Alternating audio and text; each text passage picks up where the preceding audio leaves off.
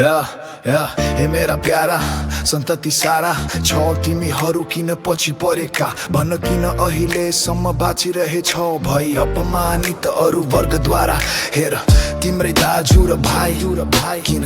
कति कसरी अघि बढे बनेर सज्जन सभ्य र सम्पन्न कस्ता अनुपम कार्य गरे तर तिमीहरू किन अल्छी बनेर छौ इले पनि सुतिरहेका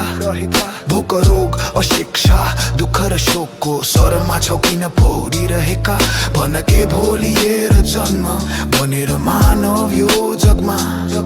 नपाए सुख शान्ति र चैन परमानन्द जीवनमा त्यसैले अब उठ जुरुक्क त्यागी प्रमाद र अल्छीपना कम्मर कसी अनि तीव्र गतिले अघि बढ कर्तव्य पथमा